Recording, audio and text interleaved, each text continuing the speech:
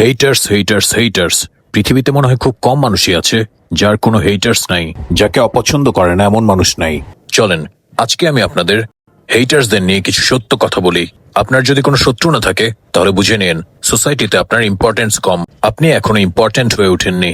আপনার পেছনে যদি আপনাকে নিয়ে কেউ কোনো কথা না বলে, কোনো গসিপ না করে, তাহলে বুঝে নিন আপনি রেলিভেন্ট না। আপনি এখনো কারো আলোচনার বস্তু হতে পারেননি। আর কেউ যদি আপনার অ্যাডভান্টেজ নেওয়ার চেষ্টা করে, আপনাকে ইউজ করে অথবা আপনাকে ব্যবহার করার চেষ্টা করে, এটাতে আসলে মন খারাপ করার কিছু নাই। That only means you have value.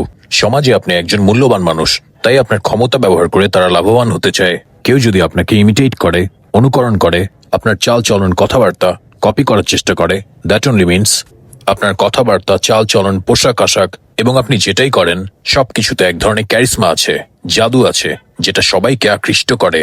কেউ যদি আপনাকে নিচে দেখানোর চেষ্টা করে, কথায় কথায় আপনাকে অপমান করার চেষ্টা করে, দ্যাট অনলি মিনস আপনি অলরেডি তাদের থেকে অনেক উঁচু অবস্থানে আছেন। মানুষ যদি আপনাকে কোনো কাজ নিয়ে ডাউট করে, সন্দেহ করে, এর মানে হচ্ছে যারা আপনাকে সন্দেহ করছে এই কাজটা তাদের পক্ষে করা ইম্পসিবল, অসম্ভব। যারা আপনাকে নিয়ে ক্রিটিসাইজ করে, আপনার পেছনে কটু কথা বলে, এটা আসলে একরকম ভাবে প্রশংসারই একটা অংশ। কাজেই প্রকৃত অর্থে আপনার হেটার্সরাই আসলে আপনার সব থেকে বড় fan. Thank you guys for watching. Do follow me for more videos like this.